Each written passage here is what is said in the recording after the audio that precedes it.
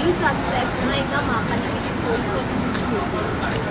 या विधिमंडळामध्ये पण देखील या बाबतीतली तक्रार कायम होत असते की नाळेसफाई ज्या पद्धतीने व्हायला पाहिजे ती नाळेसफाई झाली आहे की नाही. परंतु महानगरपालिकेला आणि विशेषतः सर्वपक्षीय या लोकांची एक तक्रार असते, कारण शेवटी काम महानगरपालिका करत नाही, काम ठेकेदार करतात. पण प्रशासन म्हणून आपली काही जबाबदारी आहे. मला असं वाटते ऑलरेडी आमच्या महापौर हे ॲक्शन मोडमध्ये, मी उपमहापौरांशी पण आता गाडीत येताना त्यांनी शुभेच्छा देत असताना पण मी त्यांना तशी विनंती केली आणि आयुक्तांशी माननीय नगरविकास खात्याचे आणि उपमुख्यमंत्री हे मॉनिटर करतायत वॉर रूममध्ये. तशी परिस्थिती दुपारपर्यंत निवळे, कारण 2 नंतर परत भरती आहे आणि 2 नंतर हे पावसाचा असंच जर सरा राहिला तर अजून पाणी तुंबण्याची शक्यता नाकारता येत नाही.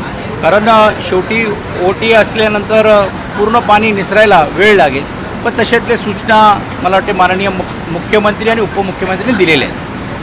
मात्र भाऊ, आपण पाहतोय की महापालिकेने दावा केला होता की आम्ही नालेसफाई केली आहे. या आधी देखील जेव्हा पाणी साचलं होतं त्यांनी सांगितलं होतं आता पाणी साचणार नाही, परंतु पाऊस पडला आणि पाणी साचलं. पूर्णपणे महायुतीचं सरकार आहे आता महापालिका, ही जबाबदारी आहे आमची. महायुतीची सरकार असलं तरी देखील ती जबाबदारी प्रशासनची पहिली येते आणि त्याच्यानंतर जे नॉन ऑफिशियल्स, मग लोकप्रतिनिधी असतील, मग ते महापौर उपमहापौर. पण मला वाटते त्या अँगलनी न बघता प्रशासन ज्या काय उणीव असेल तर ते काढून घेतील आणि त्यांची बाजू पण समजून घेणं मला वाटते गरजेचं आहे. बारिश हो रही है जिस तरह से मुंबई में जगह जगह पेड़ गिर रहे हैं आज बारिश की जो गतिमान है वो बहुत ज़्यादा है आज इसमें, और 2 बजे के बाद और भर्ती होने के बाद पानी का निसारा नहीं हो रहा है.